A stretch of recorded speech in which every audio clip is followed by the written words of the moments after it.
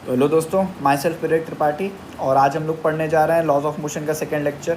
तो पिछले लेक्चर में हमने बात की थी 3 लॉज की, तो हम लोग सबसे पहले इसी पे बात करेंगे कि इन तीनों लॉज का कॉन्ट्राडिक्शन क्या था।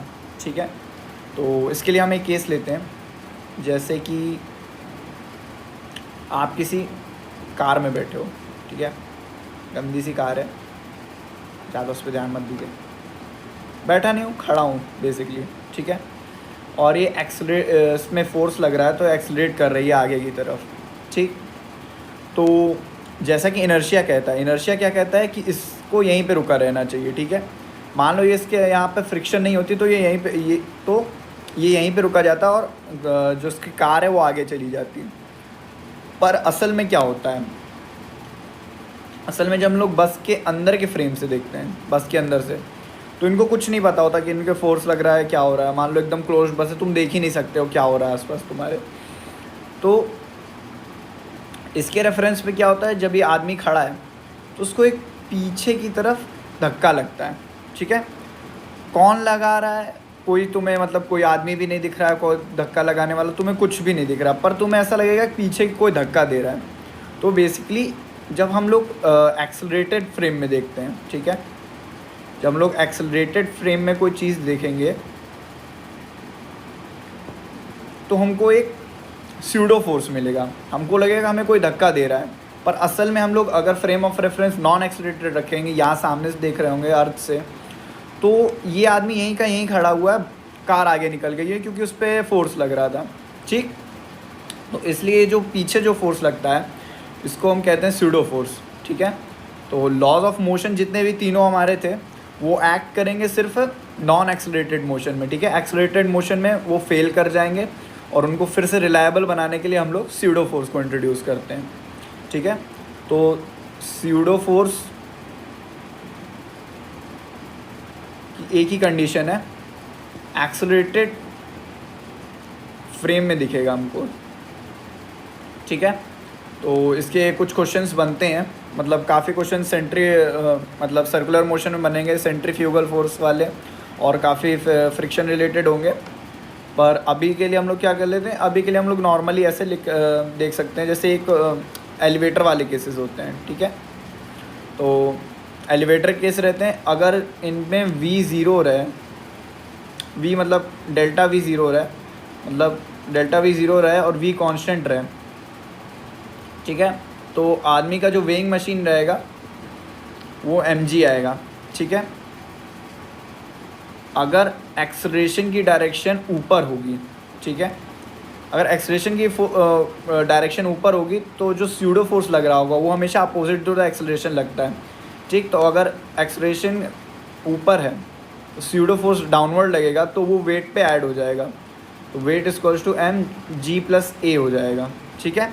अब एक्सेलरेशन ऊपर कब कब लग सकती है कि मान लो ये हमारी जो लिफ्ट थी वो नीचे आ रही थी और स्लो डाउन हो रही थी, तब भी एक्सेलरेशन ऊपर लगेगा। और या फिर हमारी लिफ्ट ऊपर चलना स्टार्ट की थी, उस टाइम में भी एक्सेलरेशन ऊपर लगेगा, ठीक है। तो डायरेक्शन ऑफ एक्सेलरेशन आप निकाल लेना, उसके बाद ये ईजी हो जाता है। और अगर जब एक्सेलरेशन नीचे होगी तो स्यूडो फोर्स हमारा ऊपर लग रहा होगा, तो उस टाइम में वेट जो आ रहा होगा, उस टाइम में जो वेट हमारा आएगा वो आएगा mg-a, ठीक है। तो यहाँ तक तो हमारी बात हो गई स्यूडो फोर्स की। तो अब हम लोग बात करने जा रहे हैं मैकेनिक्स के सबसे इम्पॉर्टेंट टॉपिक के बारे में, इसको हम कहते हैं फ्री बॉडी डायग्राम, FBD, ठीक है। तो इसके लिए बात करने से पहले हम लोग टाइप ऑफ थोड़े से फोर्सेस पढ़ लेते हैं। पहला हम लोग पढ़ लेते हैं नॉर्मल रिएक्शन, इसके बारे में थोड़ा बहुत बता ही चुका हूँ मैं। जैसे कोई भी ऑब्जेक्ट रखा हुआ है अर्थ पे, ठीक है, अरे यार रखा हुआ है, अर्थ थोड़ी नीचे से बन गई, समझ जाओ, रखा हुआ है बस, ठीक। तो इस पर mg लग रहा होता है, लेकिन ये रेस्ट पे होता है, तो उसका कारण क्या होता है, इस पर नॉर्मल रिएक्शन लग रहा होता है, ठीक है। तो जो नॉर्मल रिएक्शन रहता है वो उसको कैंसिल कर रहा होता है बेसिकली ज़्यादातर केसेस में, और इसी के कारण ये ऑब्जेक्ट रेस्ट पे होता है, ठीक है। नॉर्मल जो रहता है वो हमेशा लगता है परपेंडिकुलर टू द सरफेस, चाहे कुछ भी हो जाए, ठीक है, वो मूव कर रहा हो, कुछ भी कर रहा हो, सरफेस के परपेंडिकुलर लगने वाला है सिर्फ, ठीक है। और नॉर्मल रिएक्शन को ही मेजर करती है वेइंग मशीन, ठीक है। जो जिस पे आप लोग चढ़ के वेट नापते हो, वो वेइंग मशीन जो मेज़र करती है वो नॉर्मल रिएक्शन मेज़र करती है, ठीक। और जो क्या कहते हैं, जो लटक जो हैंग करने वाली रहती हैं उनमें स्प्रिंग लगे होते हैं, तो वो स्प्रिंग फोर्स से होती है या फिर वो फिज़िकल बैलेंस होती है, ठीक है। फिर दूसरा आता है, सबसे पहले तो हम लोगों ने ये पढ़ लिया, दूसरा आता है फ्रिक्शन, ठीक है। फ्रिक्शन आप लोग जानते ही हो, ये एक पूरा टॉपिक खींचेगा इस पर, तो उसमें हम लोग बात कर लेंगे बाद में। फिर होता है टेंशन, ठीक है। टेंशन क्या होगा, रोप एक्सर्ट करेगी, ठीक है। रोप जब खिंची हुई होगी, टॉट रोप होगी, तो वो तो उसके कारण वो दोनों एंड पे टेंशन जनरेट करती है, ठीक है। जैसे अगर कोई रोप है, अगर ये मास लगा हुआ है, उससे रोप अटैच है, ठीक है। तो अगर हम इस मास पे फोर्स लिखना चाहें, इसका फ्री बॉडी डायग्राम बना के, तो हम लोग कैसे लिखेंगे, रोप के कारण इस पे टेंशन इधर लग रहा होगा, ठीक है।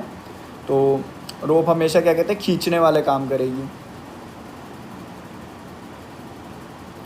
फिर चौथा आता है स्प्रिंग, ठीक है।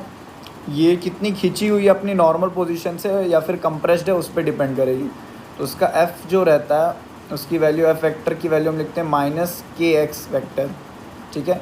यहाँ पर k क्या होता है, स्प्रिंग कांस्टेंट रहता है, और जनरली देखा गया है कि फोर्स जो रहता है वो x के से लीनियरली डेवलप कर रहा होता है। तो अगर कोई ये फिक्स रिजिड पॉइंट है, इससे एक स्प्रिंग लगी हुई है, ठीक, ये नॉर्मल पोजीशन थी, उसको हमने एफ फोर्स से खींचा, तो एट इक्विलिब्रियम, जब मतलब ये ना खिंच रही हो ना कुछ हो रही हो, उस टाइम पर ये स्प्रिंग भी एक रिबाउंड फोर्स बना रही होगी, ठीक है। जैसे मैंने मान लो यहाँ पे ऑब्जेक्ट कनेक्ट कर दिया और एफ से खींच के इसको रख दिया एक जगह पे, फिर जैसे ही मैं अपना एक्सटर्नल फोर्स हटाऊँगा तो एफ इसकी वैल्यू -kx, यानी कि kx वैल्यू से इसको लेफ़्ट साइड पे इस मास को खींच रहा होगा, तो उसको हम स्प्रिंग फोर्स बोलते हैं। चलिए अब हम कुछ क्वेश्चंस लगा के एफबीडी के बारे में और ज़्यादा समझना चाहते हैं, ठीक है। मान लीजिए एक केस दे रखा हो, ठीक है, एक बॉल रखी हुई है, एक वॉल से सट के ऐसे, तो इस केस में क्या होगा, एक नॉर्मल रिएक्शन लग रहा होगा N1, और इससे भी सट के रखी है तो इस पर लग रहा होगा रिएक्शन N2, ठीक है, और बॉल का मास है m, तो ये रेस्ट पे है, तो उस केस में क्या होगा, N1 = mg हो जाएगा, ठीक है। वैल्यूज़ अगर लिख रहे हो, मतलब माइनस करके लिखना होता है बेसिकली, और N2 की वैल्यू क्या हो जाएगी, 0 रहेगी, ठीक। अगर मान लो मैं इधर पे F एक फोर्स लगाता तो N2 की वैल्यू हमारी क्या हो जाती, फिर तब हमारी N2 की वैल्यू हो जाती F, ठीक है। तो ऐसे हम लोग नॉर्मल रिएक्शन को समझ सकते हैं। फिर बात आती है कि हम लोग जब भी नॉर्मल क्वेश्चन लिखते हैं तो उसमें हम लोग रोप जो रहती है टेंशन के लिए, इसको हम लोग मासलेस लिखते हैं, ठीक है।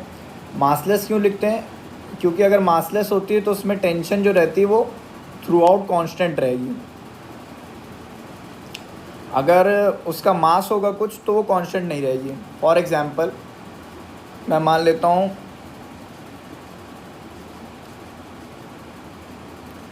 ये मेरी एक रोप है, इसका मास है m और लेंथ है l, ठीक, और ये कनेक्टेड है एक मास स्मॉल m से, ठीक है।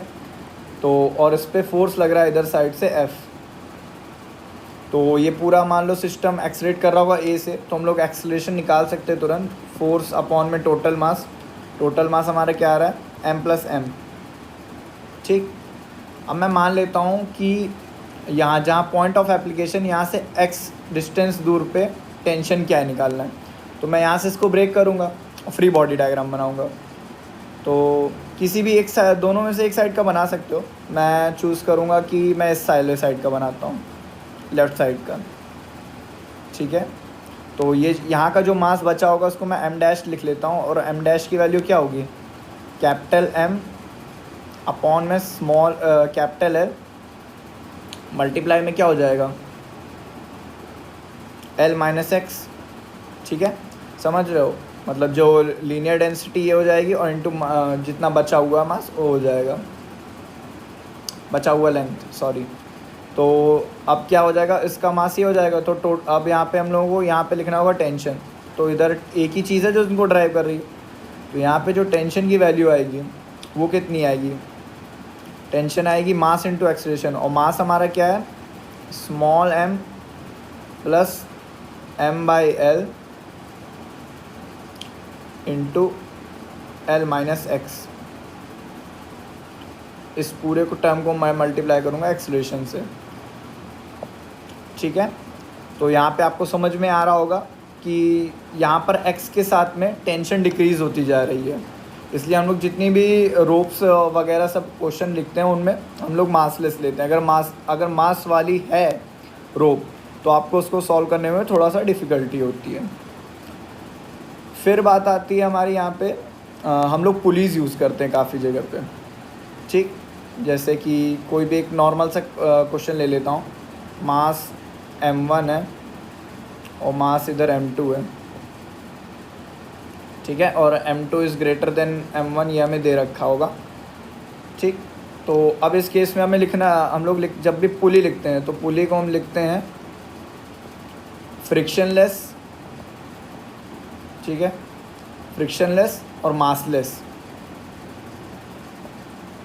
जब आप लोग रोटेशन पढ़ोगे तो आपको समझ में आएगा। इसको हम लोग मासलेस इसलिए लिखते हैं क्योंकि जो टॉर्क वगैरह लग रहा होगा उसके रोटेशन में भी कुछ ना कुछ एनर्जीज आ रही होगी और उसके कारण, और ये भी कुछ रेजिस्टेंस ऑफर कर रहा होगा, जो कि हमारे केस में नहीं होता है। अगर पुली में मास होता है और वो घूम रही होती है तो यहाँ पे जो हम लोग जो बराबर टेंशन लिखते हैं यहाँ पे टी, वो बराबर नहीं रहता, फिर वो चेंज हो जाता है। तो ऐसा जो नॉर्मल सा केस रहता है इसमें हम लोग एक्सेलरेशन क्या लिख देंगे, m2 minus m1 upon m2 plus m1 into g. इसका डेरिवेशन आप लोगों को आता ही होगा सीधे सीधे कि नेट फोर्स हम लोग लिखेंगे तो ये यहाँ पे खींचने के लिए m2g है और इधर इसको रेजिस्ट करने के लिए m1g है और जो टोटल मास है वो m2 प्लस m1 आ रहा है। और टेंशन लिखने के लिए हमें क्या करना पड़ेगा, जिससे मान लो हमें एक फ्री बॉडी डायग्राम बनाना होगा किसी एक साइड का, तो हम लोग इसका बना लेते हैं। तो हमने यहाँ बनाया फ्री बॉडी डायग्राम, ये m1 का मास है, इस पे m1g नीचे लग रहा होगा फोर्स और ऊपर लग रहा होगा टेंशन और ये ऊपर एक्सलेट कर रहा है, ठीक है। तो हम लोग क्या लिखना चाहेंगे, हम लोग लिखना चाहेंगे t minus m1g equals to mass into acceleration, ठीक है। तो मास है हमारा m1 और एक्सलेशन की वैल्यू हम लोग लिखे हुए हैं m2 minus m1 upon m2 plus m1 into g, ठीक है। थोड़ा सा गंदा मैंने लिखा इधर, तो टी मैं इधर लिख लेता हूँ और मुझे टेंशन निकालनी है तो मैं इसको पूरे को टर्म को उधर ही ले जाता हूँ। तो m1 इंटू, तो यहाँ पे क्या हो जाएगा m1 m2 g minus m1 square जी, ठीक है, अपॉन में m1 प्लस m2 और m1g को मैं जब इधर ले जाऊंगा और इधर से मैं मल्टीप्लाई कर लूँगा टर्म्स से, तो साथ में क्या आ जाएगा, प्लस में m2 m1g और प्लस में m1 स्क्वायर जी, ठीक है। ये आ जाएगा m1 स्क्वायर जी चला जाएगा। तो यहाँ पे टेंशन क्या बचती है आप लोगों को याद होगी, सीधे सीधे आपको याद है कि 2m1 m2 g अपॉन में m1 प्लस m2, ठीक, ये आ जाती है टेंशन। अब काफ़ी सारे क्वेश्चंस बनते हैं इसमें पुलिस के और काफ़ी आप कॉम्प्लेक्स क्वेश्चंस आपने देखे होंगे, तो वो मैं अगली वीडियो में प्रीवियस ईयर क्वेश्चन थोड़े से डिस्कस करूँगा एंड देन हम लोग बात करेंगे फ्रिक्शन की।